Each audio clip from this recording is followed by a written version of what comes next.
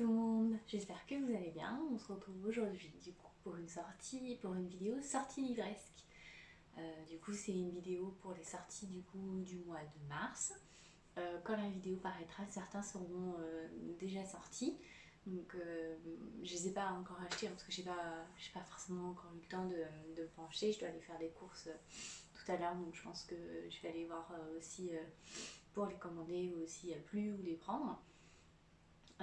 Je vous donnerai celles que moi j'attends avec impatience. N'hésitez pas à me dire s'il y en a que vous attendez ou pour m'en conseiller d'autres aussi, hein, parce qu'on est là pour ça, hein, pour partager notre passion du livre. Donc voilà, je vais vous lire les résumés, je vais vous dire les dates de sortie, sachant que attention pour certains, les dates risquent de changer, hein, certaines maisons d'édition l'ont dit. Et je vous mettrai la couverture sur le côté, comme ça vous pourrez l'avoir aussi. Et donc voilà. Et on y go. Alors, on se retrouve du coup pour la première sortie du mois de mars. Euh, et il sort le 4 mars, la première que moi j'ai trouvée. Donc c'est Positive de Cameron Garrett. Euh, la maison d'édition c'est Robert Laffont. Et le résumé, parce que tout le monde a droit à l'amour, nouveau lycée et nouveau départ pour Simone Garcia Hampton. Elle se fait de vrais amis, se voit confier la mise en scène de la comédie musicale de l'année et se rapproche de Miles, celui qui fait fondre son cœur dès qu'il rentre dans la pièce. Mais voilà, Simone est séropositive et elle n'a qu'une peur, qu'on découvre sa maladie. Lorsqu'elle commence à sortir avec Miles, elle sait bien qu'elle devra lui en parler, même si cette idée la terrifie. Mais bientôt, un message trouvé dans son casier la menace de tout révéler et l'ensemble du lycée si elle ne le plaque pas. Simone renoncera-t-elle à l'amour pour protéger son secret? Donc voilà, c'est pour moi la première sortie que j'attendais avec impatience. C'est un livre qui, pour le coup, et ça sera une première pour moi, lire un livre sur la séropositivité, et d'autant plus chez une jeune fille aussi jeune. Et j'ai vraiment hâte de voir comment elle va réagir, si elle va réussir à dire son secret, si elle va le garder, si elle va céder au chantage et si elle le dit, comment ses proches réagiront. Parce que pour être honnête, même moi je ne serais juste... On dit toujours oui, moi si ça m'arrivait je réagirais de telle façon. Pour être honnête là avec vous, je sais pas, ça m'est jamais arrivé donc je ne pourrais jamais prédire ma réaction.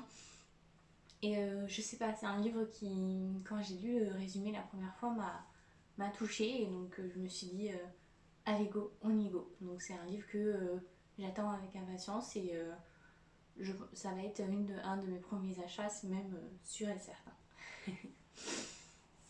Le deuxième, c'est un livre que vous avez dû voir passer sur Instagram, parce qu'il y en a plusieurs Instagrammeuses du coup l'ont eu en avant-première. C'est Sous un ciel d'or de Laura Wood. La maison d'édition c'est Pocket Jeunesse. Il sort le 4 mars celui-ci aussi. Et pour être honnête, lui c'est plus parce que du coup il se passe du coup en Angleterre. Et quand j'ai lu le résumé, ça m'a fait... il se passe dans les années 20, donc c'est quelque chose c'est des années que j'aime beaucoup, comme pour Bridget Jones, c'est des années, des époques que j'adore. C'est juste impressionnant le c'est des années qui m'inspirent, on va dire. Donc je vais vous lire le résumé. C'est plonger avec Lou dans l'univers fascinant de l'aristocratie anglaise entre luxe, charme, volupté et mystère. 1920, Lou, 17 ans, vit dans une ferme de Cournoye. Elle est fascinée par la demeure magnifique des Cordiaux, vide depuis des années. Écrivaine dans l'herbe, elle y passe des après-midi seule en cachette, à lire et à se rêver membre de la famille prestigieuse qu'elle épie dans les revues mondaines. Quand à la faveur de l'été, les propriétaires investissent les lieux, Lou est soudain transportée dans un monde luxueux et pétillant de l'aristocratie anglaise.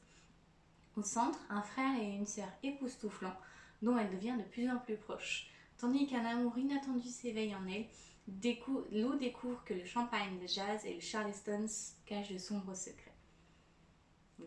C'est un livre qui promet, on va dire, plein de petites aventures au fur et à mesure. Pardon, je me suis je me suis trompée, de plein de toutes petites aventures qui aussi nous promettent de nous plonger pleinement et dans une époque des années 1920. Donc j'ai vraiment hâte de voir ce que ça donne. C'est un livre que la couverture aussi, elle est vraiment, je sais pas, elle dégage quelque chose. Quand je l'ai vue, je me suis dit, oh. Et quand j'ai lu encore plus le résumé, j'ai vraiment hâte de l'avoir entre les mains. Donc n'hésitez pas à me dire hein, si lui il vous a plu. Puis les retours que j'ai vus aussi sur Instagram sont juste géniaux. Donc j'ai vraiment hâte de mettre la main dessus et donc de pouvoir voir, lire et voir l'époque devant moi. Parce que je sais pas si ça vous arrive, mais quand je lis un livre, j'aime beaucoup quand il me plaise beaucoup plus quand j'arrive à m'immerger et à imaginer sans problème le paysage dans lequel les personnages évoluent. Donc j'espère vraiment pouvoir le faire avec ce livre. Donc c'est d'autant plus pour ça que j'ai hâte. La troisième sortie, il sort le 5 mars. Et donc c'est Kéléana. Donc c'est le tome 4, mais la deuxième partie. Alors pour être honnête avec vous, j'ai pas lu la première partie parce que du coup j'attendais que les deux parties soient disponibles pour tout lire d'un coup. Je voulais le résumer du coup, mais comme j'ai pas lu la première partie, je sais pas du tout ce que ça donne. J'ai dû zapper pendant un moment Instagram pour éviter qu'on me spoil, et là d'autant plus. Donc c'est des livres que moi j'achète en e-book. Cette série là, c'est comme c'est la deuxième série de Sarah J. Maas que j'achète en e-book avec un palais avec la série Un palais 2. Et c'est les deux seules séries que j'achète entièrement en e-book pour le moment. Donc voilà, j'attends vraiment, on va dire, de très très belles éditions. Parce qu'en plus, heureusement, d'autant plus que je les ai pas achetées parce que la Martinière a changé entre temps d'illustration. Donc j'aurais été vraiment frustrée de devoir racheter tous les bouquins. Parce que c'est quand même un budget, hein, faut pas non plus se le cacher. Hein. Donc c'est pour l'instant, je préfère les acheter en e-book. Et puis quand je serai tombée amoureuse d'une édition juste magnifique, eh bien, je les achèterai. Donc je voulais le résumer. Eileen est enfin parvenue à délivrer son cousin à Hélion et désormais elle n'a plus qu'un seul objectif, libérer la magie. Pour cela, il faut trouver un moyen de détruire la tour de l'horloge et ses recherches vont l'amener à faire une découverte effroyable sur les catacombes de Ritholfold. Là, dans un temple souterrain oublié de tous, Eileen va exhumer un secret millénaire qui pourrait bien mettre en péril tout le royaume. Un secret que le roi semble déjà connaître. Alors Eileen n'a pas le choix, elle doit dévancer le tyran afin d'éviter le pire. Donc ça a l'air d'être un tome avec plein de coups fourrés qui... ah ça va, ah mais non en fait ça va pas, on s'est fait piéger. Enfin ça a l'air d'être un roman où il va y avoir de l'action tout le long. Et il ne parle que du cousin, donc je sais pas si on va revoir du coup les autres personnages et j'espère parce que bon... Ça, soyons honnêtes, hein, sa relation avec le prince et surtout avec, avec le prince d'Orient et avec le chevalier, j'ai vraiment hâte de voir comment elle va évoluer. Donc je suis pour le coup désolée hein, pour certains, je suis du côté de Dorian, mais il semble son cœur soit pris. Donc après tout, tant mieux, hein, il est amoureux, hein, c'est le plus important pour moi, qu'il soit amoureux et heureux. Donc voilà, donc c'est un tome qui promet plein d'actions. Donc j'ai hâte, je vais lire les deux parties en même temps. Et puis je vous dirai ce que j'en pense réellement. Du coup, parce que je peux pas vous donner de retour, parce que je n'ai pas lu du coup la première partie. Et me spoilez pas, s'il vous plaît. Pas de spoil dans les commentaires. Merci. La prochaine sortie, c'est pour le 11 mars. C'est Tous debout. Il y a deux auteurs, il y a Agnès Marot et Cindy van der Hilde. Et la maison d'édition, c'est Hugo New York. C'est un livre d'activisme. Pardon, j'ai cherché le mot. Et je sais pas, c'est un livre que quand j'ai lu le résumé, je me suis dit pourquoi pas, il me tentait bien. C'est un livre que...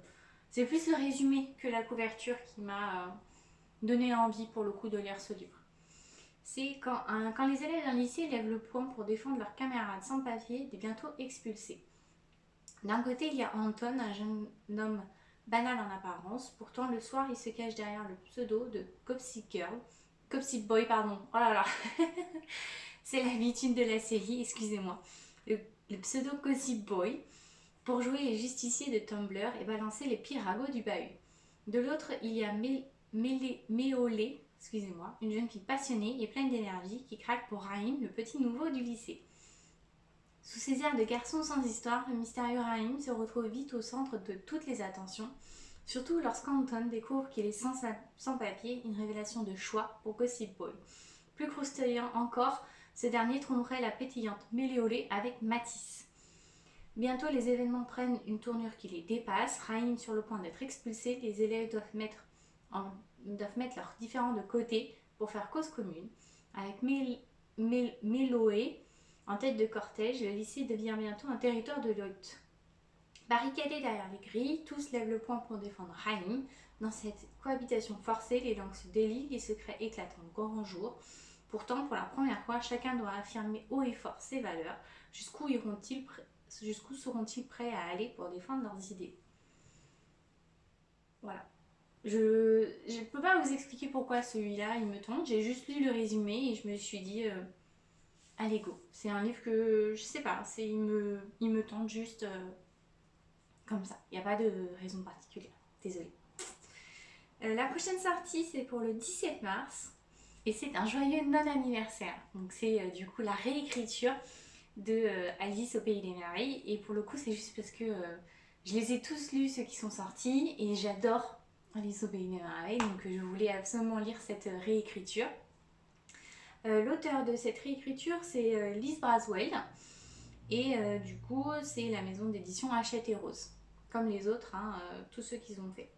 Donc je vous lis le résumé. Ici, le Pays des Merveilles était en danger et qu'Alice était très très en retard. Alice est très différente des autres jeunes filles de 18 ans de Kexford. Elle préfère passer ses après-midi avec son appareil photo ou dans le salon animé de sa tante Viviane, ignorant le souhait de sa sœur de devenir ce qu'elle pense être un membre respectable de la société. Alice adore passer du temps au salon de thé de Mademoiselle Yao ou avec les enfants jouant au parc. Elle souhaite également en savoir plus sur le jeune avocat qu'elle a rencontré là-bas, mais simplement parce qu'elle est curieuse et bien sûr pas parce qu'il est gentil et charmant. Mais quand Alice développe des photos qu'elle a prises dans la ville, des visages du passé surgissent, apparaissent à la place de ses sujets habituels. La reine de cœur, le chapelier fou, la chenille, il y a quelque chose d'étrange à leur sujet, même pour les créatures du pays des merveilles. Alice finit par tomber sur l'image la plus dérangeante de toutes, une jeune fille aux cheveux noirs, blessée, lui demandant son aide d'Alice. Marie-Anne, revenant sur les lieux pleins de non-sens de son souvenir, Alice a pour mission d'arrêter le règne tyrannique de la reine de cœur et de trouver sa place dans les deux mondes. Mais pourra-t-elle le faire avant la fin des temps? Voilà, donc j'ai vraiment hâte de m'y mettre, juste pour voir ce qu'est l'univers, parce que du coup c'est un univers quand même assez particulier, Alice au Pays des Merveilles, et pour voir ce que cette réécriture va donner. Je les ai tous lus, il y en a que j'ai pas aimé, mais j'ai eu du mal à me mettre dedans. Donc c'est aussi pour ça que je veux le dire, juste pour voir si j'arriverai à retrouver l'univers que j'aime tant de Alice au Pays des Merveilles. Et j'ai vraiment hâte. Et puis le nom, Un joyeux non-anniversaire, dès que j'ai lu le titre, j'ai repensé directement à la chanson. Donc voilà, c'est juste pour ça et j'ai vraiment hâte. Alors la prochaine sortie c'est pour le 25 mars, il s'appelle Le Château de Papaye. Donc la couverture, elle m'a juste, quand je l'ai vue du coup dans le calendrier, parce que du coup pour trouver les sorties, je vais sur Bavelio ou Booknote. Et quand j'ai vu la couverture dans les calendriers de sortie, je suis tombée amoureuse directement dessus. Et le résumé, donc non, l'écrivain c'est Sarah Pennypacker. Et le résumé c'est à 11 ans, Ware possède une imagination débordante et fuit toute interaction sociale au grand désespoir de ses parents. Lorsqu'il découvre une église à moitié démolie à côté du centre de loisirs où il veut passer l'été, Ware décide d'en faire son château, l'endroit idéal pour devenir chevalier. Sauf que les lieux sont déjà occupés par Jolene et les plans de Papaye qu'elle tente d'y faire pousser. Commence alors une incroyable aventure entre rêve et dure réalité.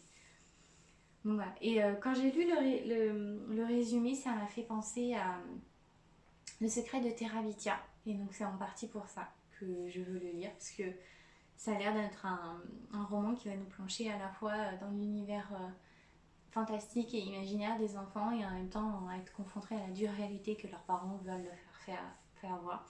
Donc voilà, c'est plus pour cette dualité c'est ce que j'espère trouver dans ce roman qui me plaît. J'ai vraiment hâte de le lire. Donc il sort à la fin du mois et ce même jour, un livre que l'on attend toutes au vu des commentaires, au vu de la pub, au vu des teasers que la maison d'édition a réussi à faire.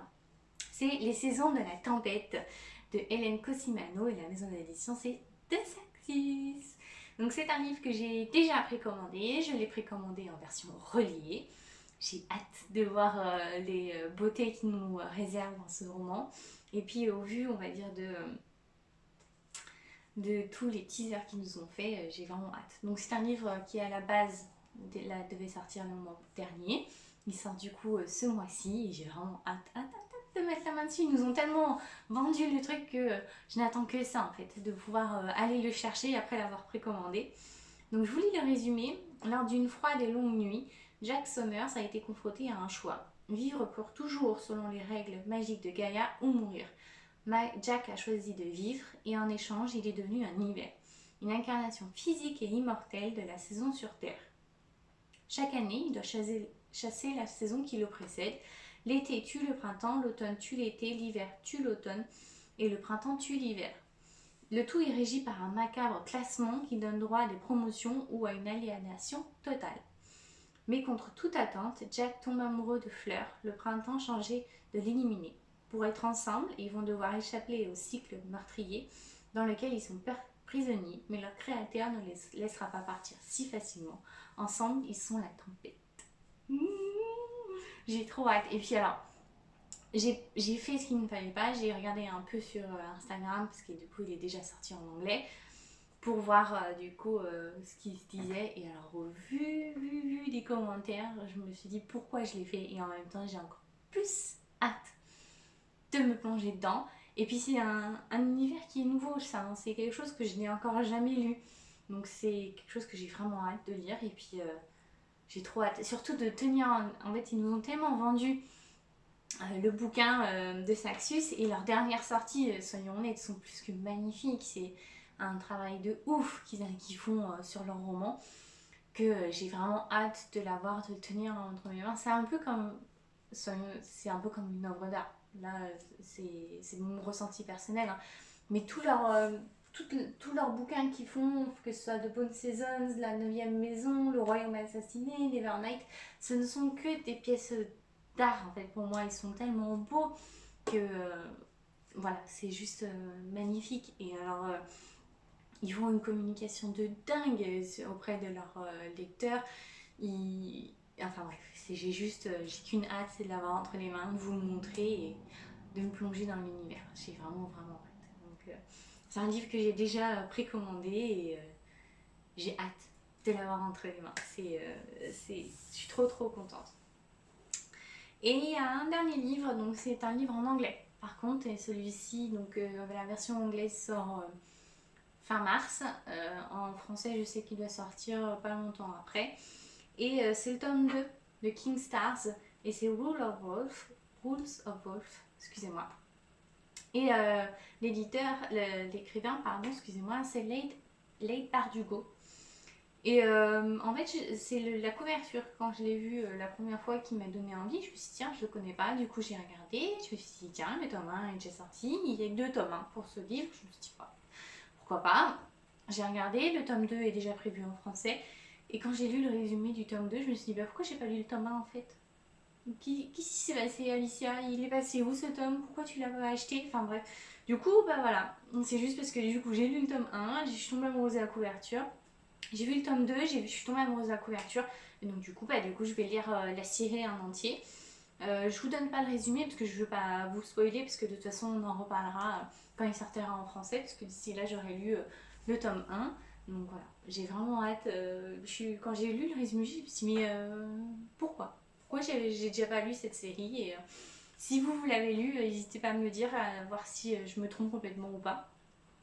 Et si j'ai raison de me lancer dans cette duologie ou pas du tout. Et voilà, du coup ça clôture cette vidéo. J'espère que ça vous a plu, que vous avez, j'espère ne pas trop avoir gonflé votre wishlist ou votre panier. N'hésitez pas à me conseiller d'autres sorties, hein. on est là pour ça. Et puis j'en ai peut-être passé à la trappe certains, j'en suis désolée. Et voilà, on se retrouve du coup à bientôt pour une prochaine vidéo. Qui sait, peut-être encore plus de surprises. Bye bye!